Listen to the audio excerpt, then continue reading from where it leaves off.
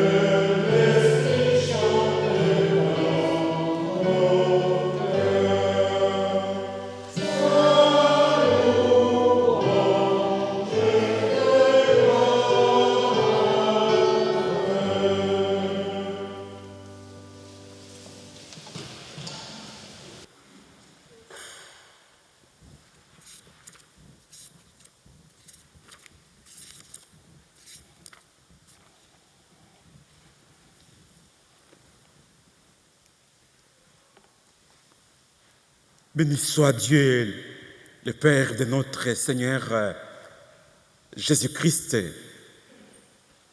qui nous a bénis de toutes sortes de bénédictions spirituelles dans les lieux célestes en Christ. Dieu nous a bénis en Christ. Toute bénédiction spirituelle nous vient par Christ.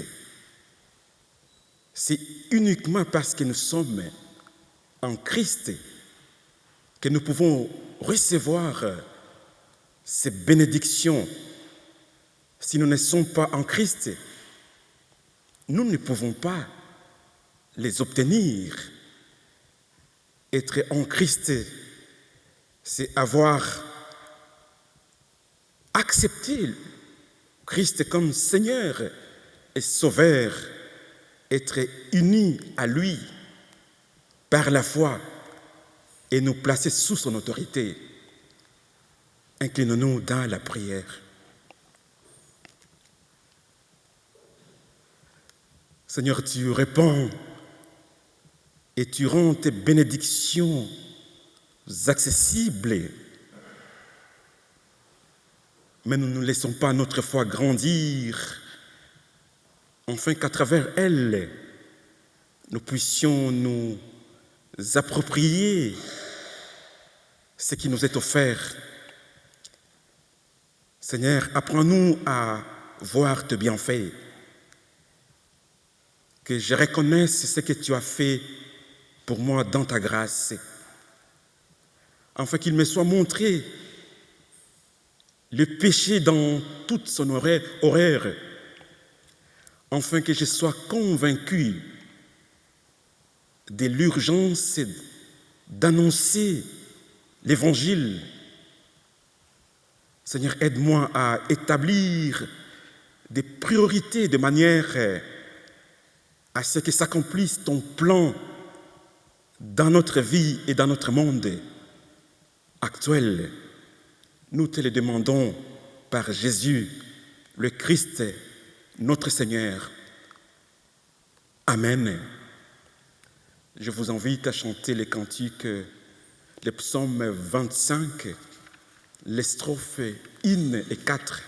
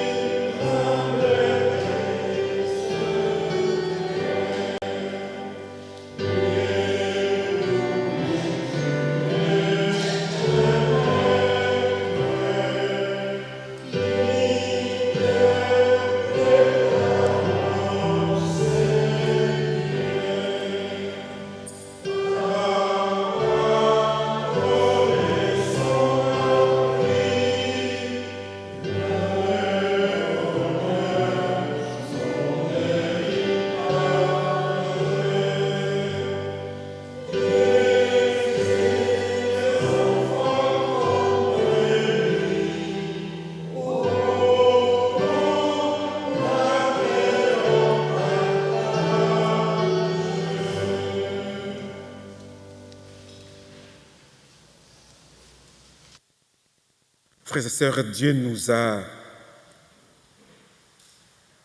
élus et adoptés. Il nous accorde sa grâce en vertu de laquelle nous recevons la rédemption et le pardon des péchés. Il nous fait connaître les mystères de sa volonté. Il nous ouvre à la parole de la vérité. Nous sommes scellés du Saint-Esprit, lequel est le gage de notre héritage. Telles sont les bénédictions spirituelles dans les lieux célestes, obtenues par la foi en Christ. Ainsi, celui qui met sa confiance en Dieu et trouve sa joie en Christ, il est sauvé. Amen.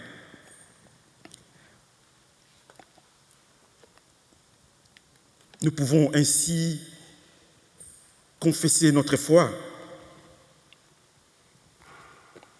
en disant « Je crois en Dieu, qu'il demeure maintenant dans tous les croyants, parce qu'ils sont son temple à travers l'œuvre bénie. Je crois en Dieu, il est notre aide proche à cause des souffrances et de la mort de Christ. Je crois en Dieu, en Christ, en son alliance, parce qu'ils sont la fondation de tous les espoirs des chrétiens. Je crois que tous ceux qui ont été baptisés dans le nom de Christ ont un sauveur, un Dieu. Ils font partie du corps du Christ. Je crois que Jésus-Christ est notre paix. Je crois que le Saint-Esprit fait un avec le Père et le Fils. Par son inspiration, nous sommes enseignés. Je crois que l'Église est une maison. Chaque personne qui croit en Christ en devient membre de la famille, un serviteur et un enfant dans la maison de Dieu. Amen. Je vous propose de chanter le cantique 160.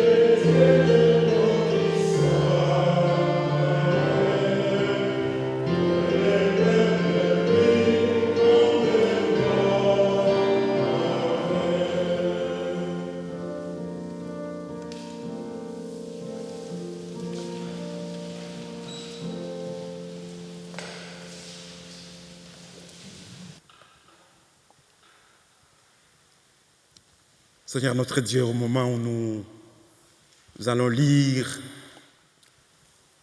écouter et méditer l'Écriture, par ton esprit, fais qu'elle devienne ta parole, qu'elle engendre à nous la joie et l'unité. Consacre-nous comme tes saints temples pour que nous devenions véritablement tes habitations par ton esprit. Dispose-nous enfin que nous puissions porter avec puissance les fruits de ton esprit par Jésus, le Christ, notre Seigneur. Amen. Dans le livre de Jérémie, Au chapitre 23, nous lisons les versets 1 à 8. « Quel malheur, dit le Seigneur, les dirigeants de mon peuple sont de mauvais bergers. Ils laissent mon troupeau dépérir et s'égarer. Voici donc ce que déclare le Seigneur, le Dieu d'Israël, au sujet de ces bergers.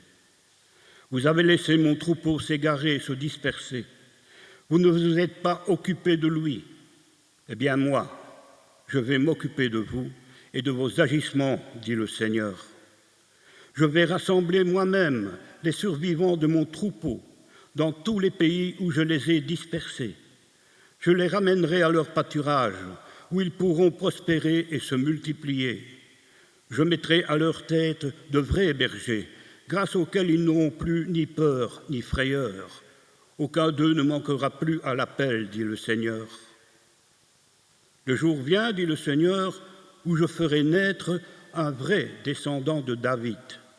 Il sera un roi compétent. Il agira dans le pays selon le droit et l'ordre que je veux. Quand il régnera, Juda sera libéré, Israël vivra tranquille. Voici le nom qu'on lui donnera. Le Seigneur est notre salut. Oui, le jour vient, dit le Seigneur, où l'on prêtera serment, non plus en déclarant « Je le jure par le Seigneur vivant, qui a retiré d'Égypte les Israélites, mais je le jure par le Seigneur vivant, qui a retiré la race d'Israël des pays du Nord et de toutes les régions où il l'avait dispersée, pour qu'elle vive à nouveau dans sa patrie. » Dans l'Évangile de Marc, au chapitre 6, les versets 30 à 34. Les apôtres revinrent auprès de Jésus et lui racontèrent ce qu'ils avaient fait et enseigné. Cependant, les gens qui allaient et venaient étaient si nombreux que Jésus et ses disciples n'avaient même pas le temps de manger. C'est pourquoi il leur dit « Venez avec moi dans un endroit isolé pour vous reposer un moment. » Et ils partirent donc dans la barque, seuls, vers un endroit isolé. Mais beaucoup de gens les virent s'éloigner et comprirent où ils allaient. Ils accoururent alors de toutes les localités voisines et arrivèrent à pied à cet endroit avant Jésus et ses disciples. Quand Jésus sortit de la barque, il vit une grande foule. Son cœur fut rempli de pitié pour ces gens, parce qu'ils ressemblaient à un troupeau sans berger, et il se mit à leur enseigner beaucoup de choses. Nous lirons maintenant dans Éphésiens 2, les versets 11 à 22. Rappelez-vous ce que vous étiez autrefois. Vous n'êtes pas juifs de naissance. Les Juifs vous traitent d'incirconcis alors qu'ils s'appellent circoncis en raison d'une opération pratiquée dans leur chair. Eh bien, en ce temps-là, vous étiez loin du Christ. Vous étiez étrangers. Vous n'apparteniez pas au peuple de Dieu. Vous étiez exclus des alliances fondées sur la promesse divine. Vous viviez dans le monde sans espérance et sans Dieu. Mais maintenant, dans l'union avec Jésus-Christ, vous qui étiez alors bien loin, vous avez été rapprochés par son sacrifice. Car c'est le Christ lui-même qui nous a apporté la paix, en faisant des Juifs et des non-Juifs un seul peuple. En donnant son corps, il a abattu le mur qui les séparait et en faisait des ennemis. Il a annulé la loi juive avec ses commandements et ses règlements pour former avec les uns et les autres un seul peuple nouveau dans l'union avec lui. C'est ainsi qu'il a établi la paix. Par sa mort sur la croix, le Christ les a tous réunis en un seul corps et les a réconciliés avec Dieu. Par la croix, il a détruit la haine. Le Christ est donc venu annoncer la bonne nouvelle de la paix à vous les plus lointains comme aux plus proches. C'est en effet par le Christ que nous tous, juifs et non-juifs, nous pouvons nous présenter devant Dieu, le Père, grâce au même Saint-Esprit. Par conséquent, vous les non-juifs, vous n'êtes plus des étrangers, des gens venus d'ailleurs, mais vous êtes maintenant concitoyens des membres du peuple de Dieu. Vous appartenez à la famille de Dieu. Vous êtes intégrés dans la construction dont les fondations sont les apôtres et les prophètes, et la pierre d'angle, Jésus-Christ lui-même. C'est lui qui assure la solidité de toute la construction et la fait s'élever pour former un temple saint consacré au Seigneur. Dans l'union avec lui, vous faites partie, vous aussi, de la construction pour devenir avec tous les autres la maison que Dieu habite par son esprit. Avant d'écouter la méditation d'aujourd'hui, je vous propose de chanter les cantiques D122, les strophes 1 et 6.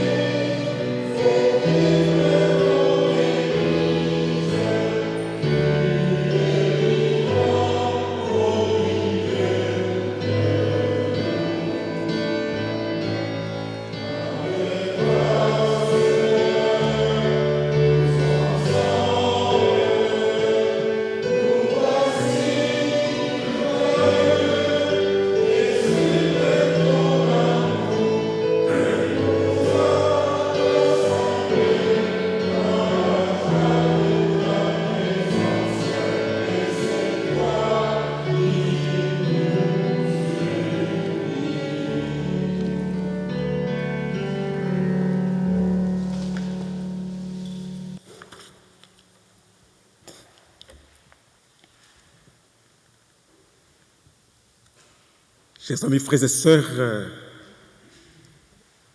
aujourd'hui nous sommes le 21 juillet. Avant de commencer cette prédication, j'ai quelques questions à vous poser. Et surtout que les enfants sont là, sûrement qui se poseront aussi ce genre de questions. La première question est de savoir pourquoi la fête a-t-elle été placée le 21 juillet? Est-ce que vous avez des réponses à ces questions?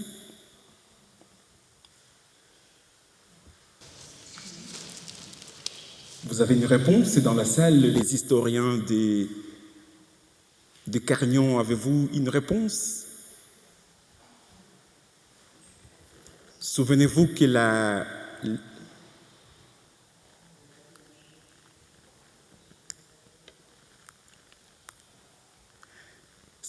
l'indépendance était déclarée par les gouvernements provisoires le 4 octobre 1830.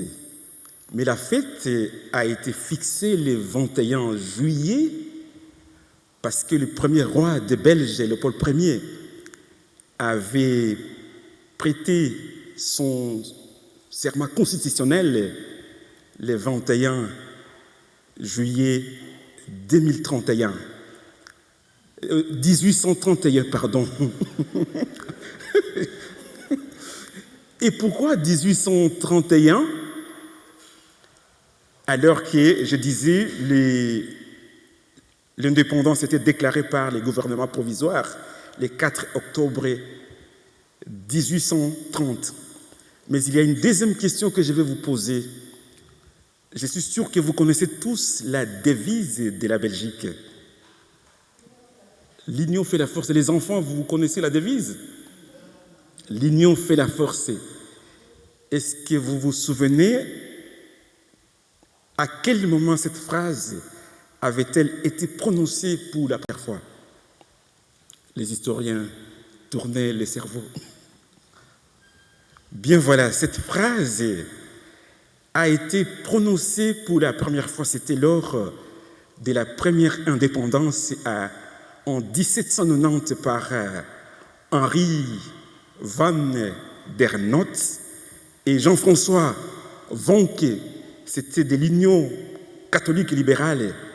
Et cette phrase a été encore reprise par Erasme Louis Slut de Choquer, qui avait prononcé lors de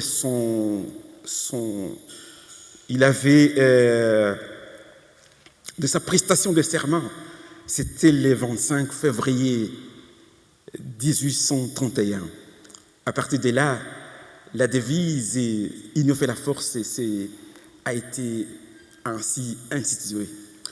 Bien voilà, c'est cette note historique que nous allons commencer notre prédication d'aujourd'hui, parce qu'on parle de l'union fait la force.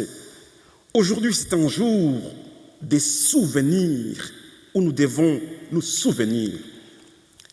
Et quand nous relisons le texte de l'épître aux Éphésiens, qui nous parle, l'apôtre Paul nous parle du mal qui est présent au sein de la première communauté des croyants juifs et des non-juifs convertis en Christ. Il y a des conflits, des désunions et des divisions. Il y a de la discorde, de l'antagonisme, de l'inimitié, de la haine, de l'amertume, voire même des combats. On constate qu'il y a de l'aliénation sociale par le fait que les uns soient marqués par le signe de la circoncision et considèrent les autres comme les parias. Il y a aussi de l'aliénation spirituelle par le fait que les uns estiment qu'ils sont seuls héritiers des promesses de l'alliance de Dieu.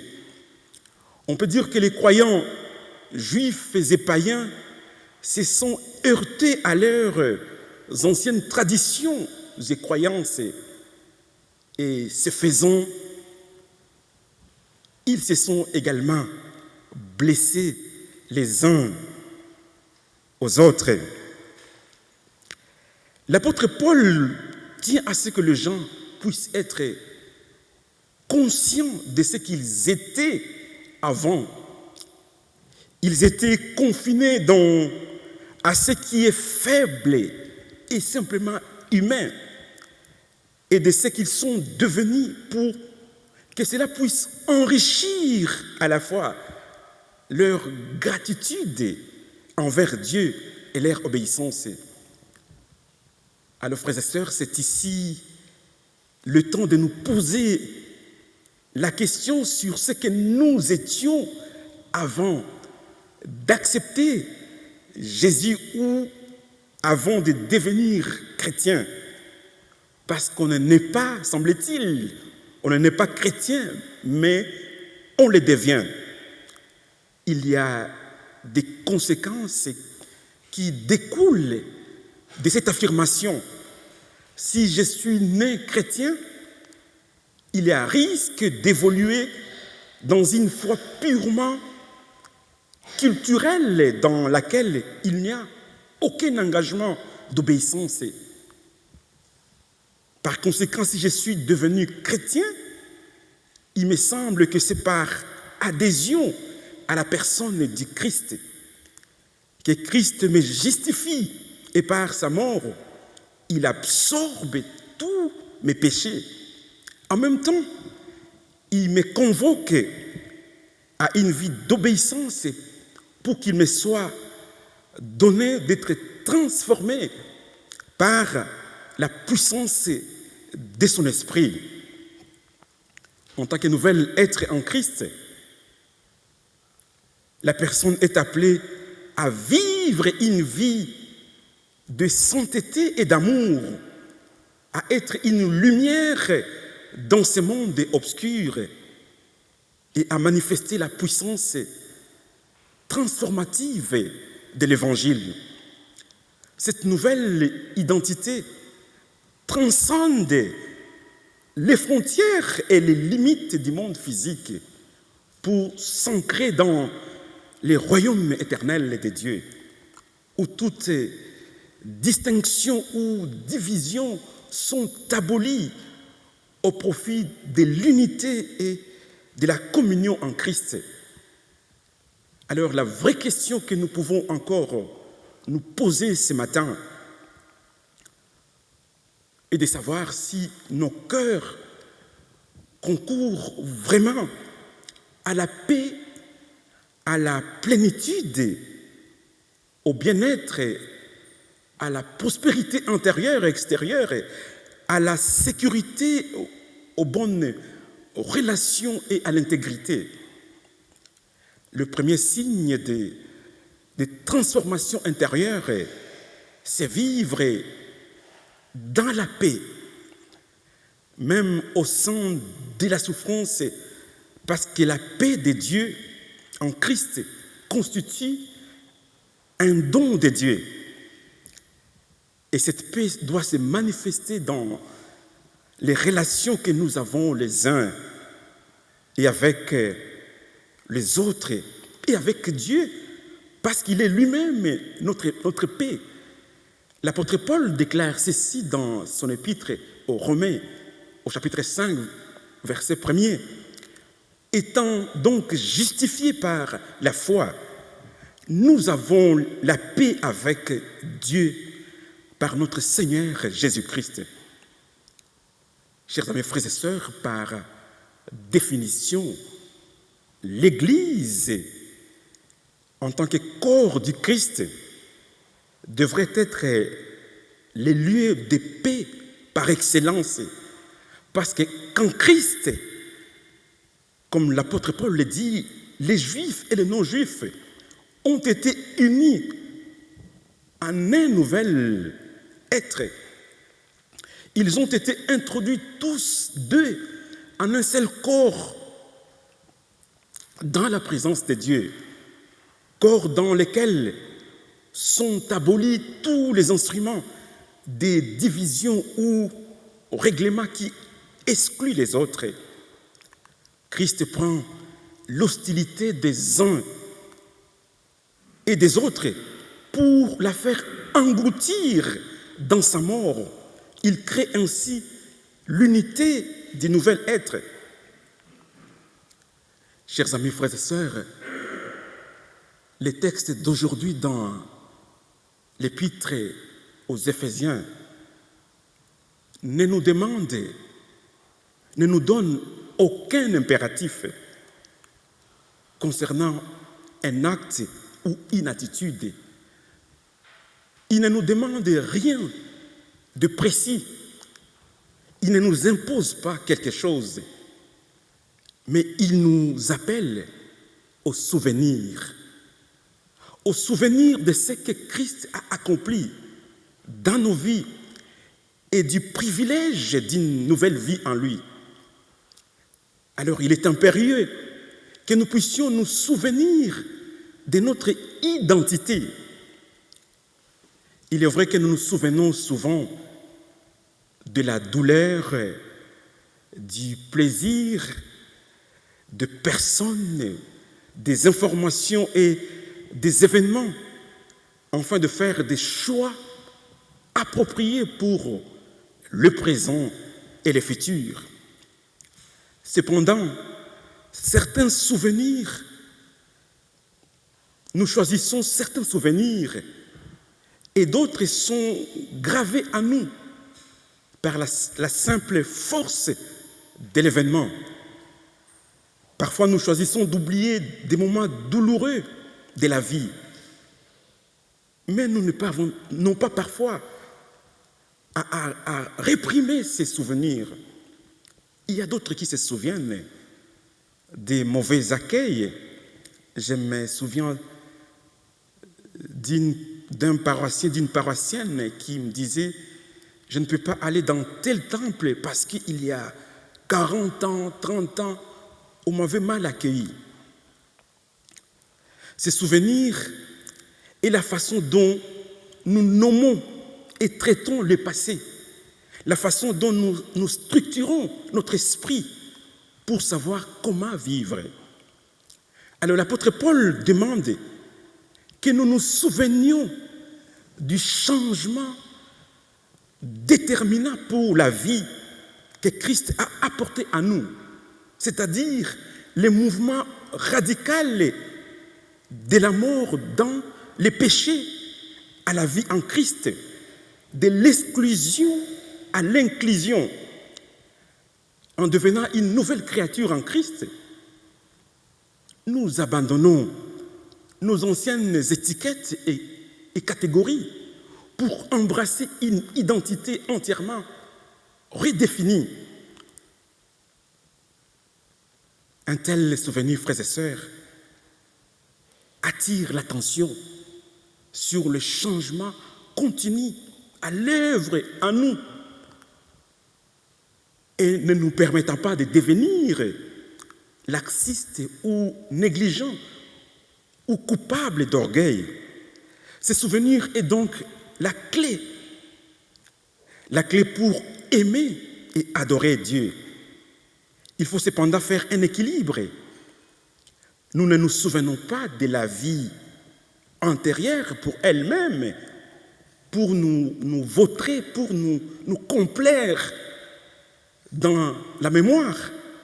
Nous nous concentrons plutôt sur le Christ et les changements qu'il a apportés. Nous devons savoir que le seul événement qui nous définit, c'est le fait que nous mourons en nous-mêmes. La paix ne vient que lorsque les soi, les j'ai, le moi meurent.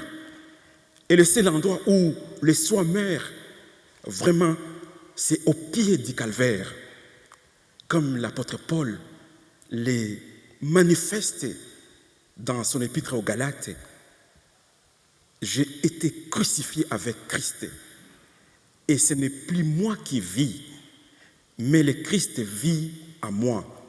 Et la vie que je vis maintenant dans la chair, je la vis par la foi au Fils de Dieu qui m'a aimé et qui s'est livré pour moi. Chers amis, frères et sœurs, il est vrai que nous pouvons encore affronter des situations qui nous mettaient en colère, en division ou en trouble intérieur. Mais la nouveauté en Christ est la force déterminante du croyant. Nous ne pouvons pas toujours choisir ce qui nous arrive, mais nous pouvons choisir, au moins dans une certaine mesure, quel pouvoir lui sera accordé. Lorsque nous lisons encore 2 Corinthiens 11, on remarque que l'apôtre Paul a été exposé à des souffrances et à des humiliations incroyables. Mais malgré tout son impact, le Christ était toujours sa réalité déterminante. Malheureusement, il arrive parfois que c'est au sein de l'Église, c'est au sein de l'Église même qu'on rencontre la souffrance, des divisions, des mépris et des injures. Nous agissons aussi dans la chair, d'une manière purement humaine, qui n'implique pas Dieu. Nous devons être prudents pour que notre sentiment de privilège ne se transforme pas en une attitude qui rend impossible les relations saines. Frères et sœurs, chers amis, le texte d'aujourd'hui nous appelle à l'humilité et au repentir. L'évangélisation de nos familles, l'évangélisation de nos voisins, de gens qui entourent notre temple, passera d'abord par notre manière d'être et de communiquer. Comment pouvons-nous éviter que nos privilèges et nos organisations ne soient source de divisions et de mépris? Nous ne pouvons pas attirer les gens vers Christ si nous avons des préjugés à leur égard. Le privilège devrait conduire à l'action de grâce et non au mépris. Une fois de plus, un sentiment de grâce est la clé. La grâce exclut l'isolement et s'étend aux autres dans le besoin. Ce texte nous demande de nous rappeler où se trouve notre maison. Nous sommes chez nous avec Dieu. L'Église, en tant que famille de foi, doit avoir le sentiment d'une famille. Les membres d'une famille s'engagent les uns envers les autres, se confrontent et se soutiennent mutuellement. Le sens de la famille devrait façonner notre culte. Le culte ne devrait pas être comme une production que nous regardons, pas comme un théâtre que nous suivons. Nous ne venons pas écouter les discours d'un prédicateur ou d'une prédicatrice. Nous nous réunissons pour communiquer avec Dieu, pour nous adresser et être interpellés. Frères et sœurs, nous sommes tous au monde et le monde a besoin de savoir que nous appartenons à un corps et nous devons nous intéresser au Christ et de savoir que nous sommes chrétiens avant d'être protestants, réformés, luthériens, évangéliques, pentecôtistes, catholiques ou orthodoxes. Nous devons favoriser l'unité dans la diversité tout en préservant les racines de l'Église. Notre monde actuel, chers amis, frères et sœurs, a tendance à faire revivre les anciennes barrières au regard de ce que nous vivons ou de ce que nous entendons ou constatons ailleurs. Le monde actuel veut faire revivre les anciennes barrières entre les humains, les nations, les religions, le sexe, les classes sociales et économiques, les confessions, les écoles et les communautés. Et chaque barrière érigée est due au fait que nous dévalorisons ce qui est différent. Lorsque les extrêmes, d'une part et d'autre, ici je parle de la Wallonie et de la Flandre, érigent des barrières, c'est parce que le fait qu'ils dévalorisent les autres. Alors il est important que nous nous souvenions que nous avons plus de choses en commun que de différences. Nous sommes créés à l'image de Dieu et nous avons tous les mêmes besoins de sécurité, de logement, de besoins de médicaments. Tous les humains ont la même valeur devant Dieu et nous appartenons à la famille que tous les autres croyants. Notre relation verticale avec Dieu est liée et exprimée dans les relations avec les gens. L'Église est un groupe de personnes qui incarnent la paix. Chers amis, frères et sœurs, il y a plusieurs écoles de guerre dans le monde, mais il n'y a aucune école de paix. Et l'Église devrait être le lieu où se déroule cette école de paix.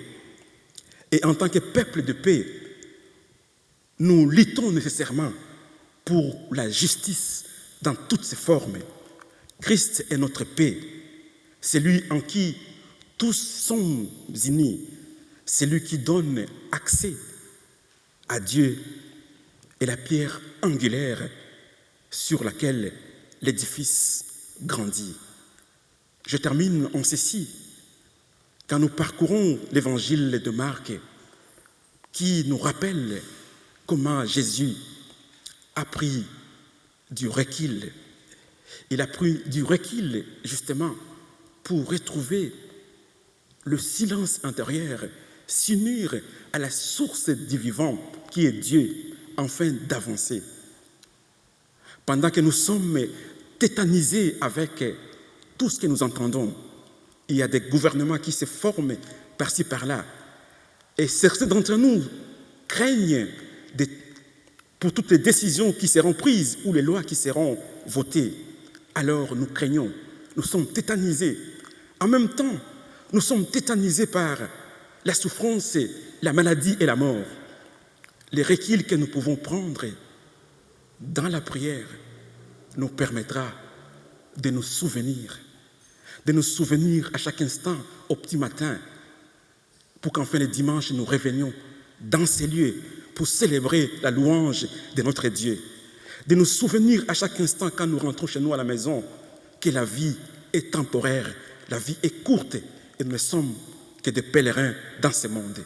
Et c'est ainsi que nous retrouverons la force d'avancer dans l'espérance et dans la paix en Christ. Amen.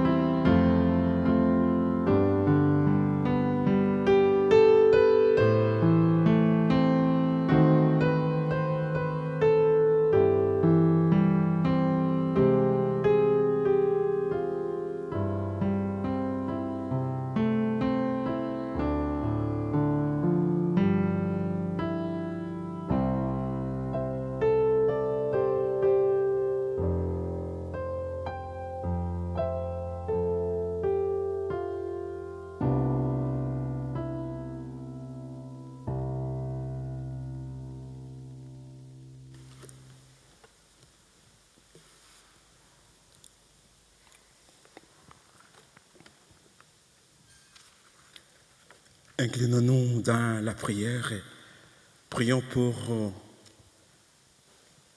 les offrandes matérielles ainsi que celles d'adoration.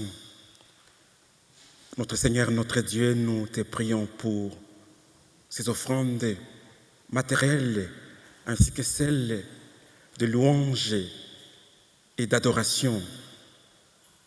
Telle est l'expression de notre amour envers toi, notre Dieu, et envers notre prochain qui est dans le besoin, notre prochain qui n'a pas de médicaments, qui n'a pas de logement. Nous te prions de les agréer dans ta bienveillance éternelle par Jésus, le Christ, notre Seigneur. Amen. Je vous propose de chanter les cantiques 631.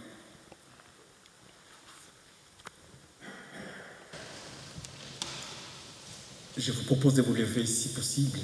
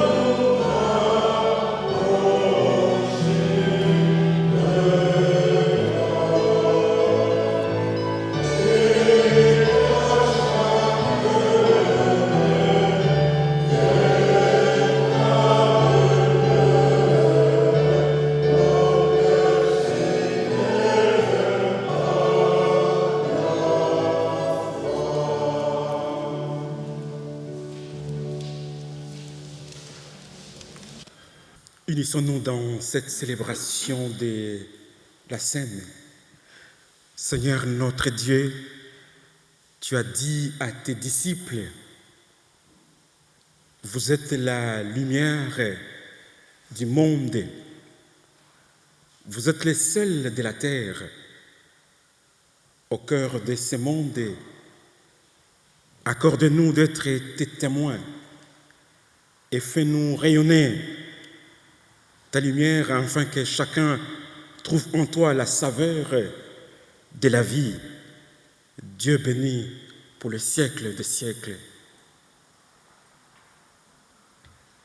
Seigneur notre Dieu, il est juste et bon de te rendre gloire, de t'offrir notre action de grâce toujours et en tout lieu. Tu es notre Dieu, notre Créateur et notre Père. Tu étais avant tous les siècles, tu demeures éternellement. Tu es la clarté parfaite, la lumière au-delà de toute lumière. Toi, le Dieu de bonté, la source de toute vie, tu nous appelles à toi. En Christ et par l'Esprit, nous faisons l'expérience de ta présence. Aussi, nous voici, Seigneur. À ta voix, nous répondons. Nous voici devant toi, dans la joie et la reconnaissance. Merci d'être le Dieu qui rassemble et qui unit. Garde-nous toujours proches de toi, disponibles, confiants et ouverts à la mission à laquelle Christ nous envoie. C'est pourquoi, avec les multitudes, en unité d'esprit et d'une seule voix, nous te chantons le cantique 589.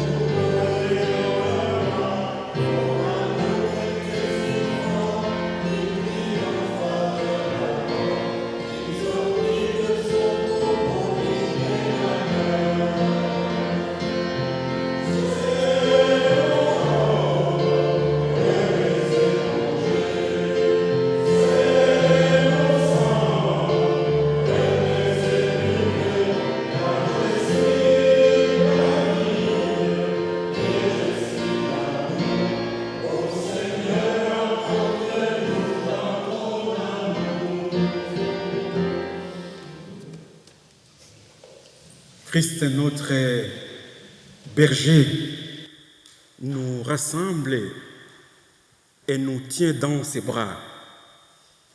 Il recherche les perdus et quand il les trouve, il les rapporte au bercail sur ses épaules. Il nous protège et il nous nourrit.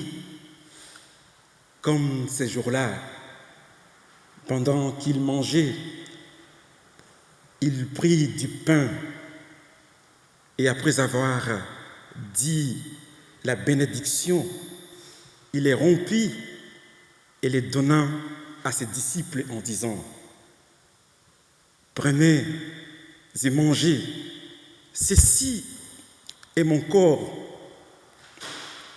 Il fit de même avec la coupe après le repas en disant : « Buvez-en, ceci est la coupe de mon sang, versée pour vous et pour la multitude, qui garantit l'alliance nouvelle et éternelle et versée en rémission de péchés. Vous ferez ceci en mémoire de moi. » Prions. Envoie ton Esprit Saint sur notre assemblée et sur l'Église tout entière. Par ces aliments terrestres reçus de toi, que l'Esprit de vie nous donne communion au corps et au sang de Jésus-Christ, ton Fils bien-aimé. Il rend possible l'ensemble de ton Église, y compris le reste des fondations. Il est le lieu de sécurité promis sur lequel est bâtie la communauté de Dieu. Non seulement l'édifice construit sur lui est la pierre angulaire, mais l'édifice tout entier existe également en lui. Fais-nous ces véritables disciples, afin que nous puissions avoir du pouvoir sur le mal et tout ce qui nous divise. Que nous accomplissions la mission à laquelle tu nous appelles, par le Christ notre Seigneur. Amen. Amen. Et nous poursuivons par la strophe numéro 6.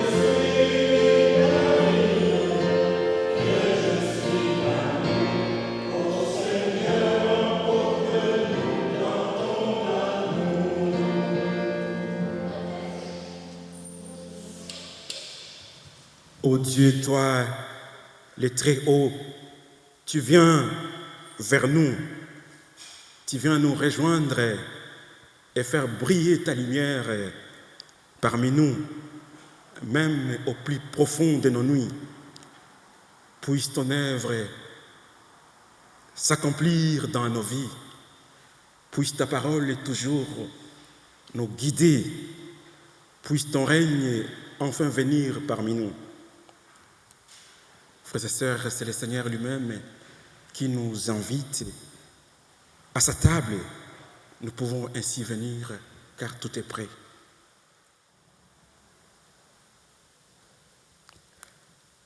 Le pain que nous partageons est la communion au corps du Christ, rompu pour nous et pour tous les peuples.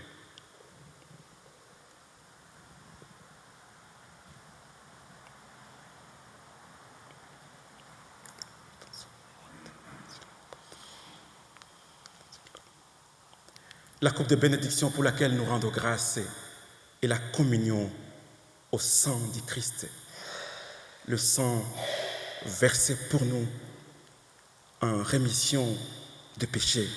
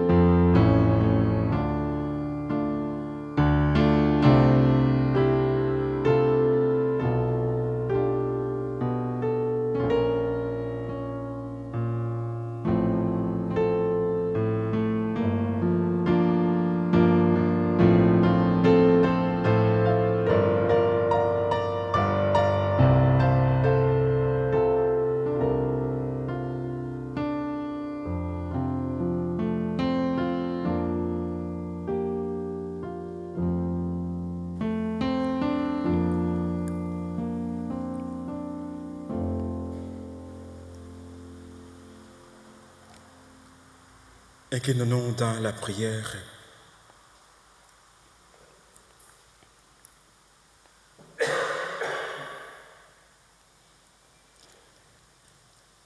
Notre Seigneur et notre Dieu, qu'il plaise à ta Seigneurie de nous agréer. Nous te rendons grâce pour cette communion qui nous unit les uns aux autres. Nous voici, Seigneur, avec nos fardeaux. Nos cœurs sont remplis de fardeaux. Nous sommes tétanisés par la peur de l'avenir. C'est vers toi, Seigneur, que nous venons et nous crions vers toi, car c'est toi le maître des temps et des circonstances. Seigneur, nous te prions pour toutes les personnes qui ont une parcelle de pouvoir dans ce monde, pour qu'elles puissent travailler pour le bien des nations et des peuples, pour l'unité et non la division.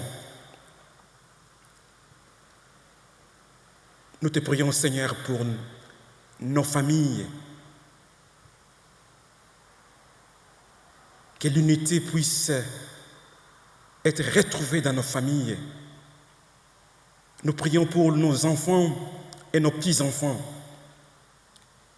qu'il plaise à ta Seigneurie, ô Dieu, de les préserver, qu'ils grandissent en stature, en sagesse et en intelligence, et que les vents du siècle présent ne puissent pas compromettre leur croissance physique, morale et spirituelle. Pour ton Église ici en Belgique, Seigneur, tu l'as fondée par ta parole. Nous nous souvenons que nous étions loin de toi, Seigneur, mais c'est toi qui es venu nous tirer dans nos nuits, dans nos ténèbres, au plus profond du néant. Tu nous as appelés à être unis dans le corps du Christ, dans lequel découlent les donations de ton Fils, les donations de paix et de joie. Qu'il en soit ainsi. Pour ton Église ici à Carnion, que se répande ton évangile, les voisins, les gens autour du temple, qu'ils soient touchés dans leur inconscience ou leur conscience, afin de reconnaître l'urgence du moment, de venir célébrer la louange de toi qui es le maître des temps et des circonstances. Qu'il nous soit donné tous ici réunis en ces lieux, d'être libérés de nos fardeaux, libérés de nos peurs, libérés de toutes les chaînes, libérés de tous les enfermements possibles.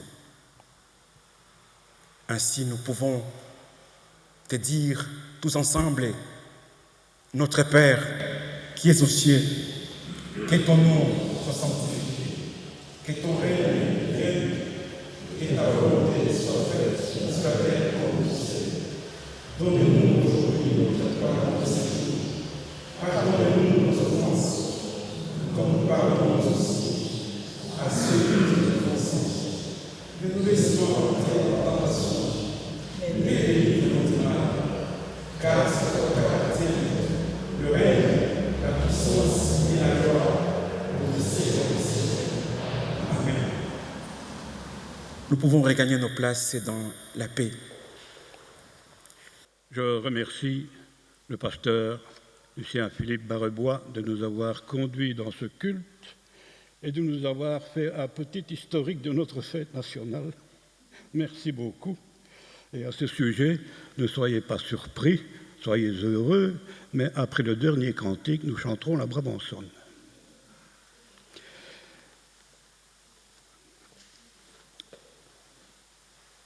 Par tradition, en pôle 1, les annonces se font entre Boussu, Dour, Carnion.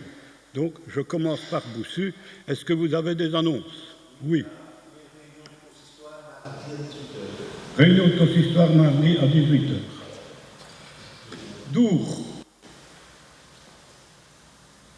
Non, il n'y a rien à Dour pour l'instant. Alors, je vais attaquer Carnion. À Carnion, nous avons une tradition, nous avons un deuxième tronc à la fin. Vous pouvez verser en rentrant ou en sortant. Et le deuxième tronc est toujours destiné à une activité particulière. Et aujourd'hui, ce sera le CEP, le bulletin paroissial. Quelques dates. La diaconie local organise une diacomaison le 1er août à 14h à Eligny. Pardon ? 14h30. OK. Alors, le groupe de prière de jeunes reprendra le 1er septembre. La réunion de prière, prochaine réunion de prière, le 2 août, ici à 19h dans la salle. Et il y a un folder sur les cultes du pôle 1 de l'été, juillet-août, disponible là-bas, près de la Sonore. Une autre adresse, le 8 septembre 2024, ici, chez nous, repas communautaire de la rentrée. C'est un buffet froid et le détail est sur les affiches. Il y a une affiche là-bas dans le fond du temple et une affiche dans la salle. L'inscription sera clôturée le 28 août. Le coût est de 18 €, à verser sur le compte du consistoire, qu'on peut vous fournir si vous ne l'avez pas, mais vous le trouvez aussi dans le bulletin paroissial de Cep, avec mention buffet froid, nom, prénom et le nombre de personnes. Paiement vos inscriptions. Je le répète, paiement vos inscriptions. Et c'est la gratuité pour les enfants de moins de 12 ans. Et pour finir, je vous dirai que le prochain culte se déroulera en pôle 1 la semaine prochaine à Boussu-Bois. Je vous propose de vous lever pour la bénédiction et nous terminerons avec les cantiques, le psaume 134, les strophes 1 et 3. Il n'y a qu'une seule raison pour laquelle le Seigneur permet à son Église de rester encore sur terre, chercher à sauver les perdus. Tout comme la seule raison pour laquelle Christ est venu sur terre était de chercher et de sauver les perdus. Comme le Père m'a envoyé, a-t-il déclaré, je vous envoie aussi.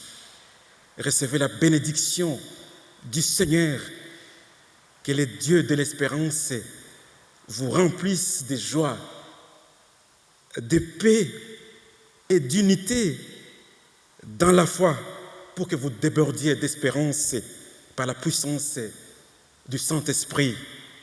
Il vous bénit, celui qui est le Père, le Fils et le Saint-Esprit. Amen.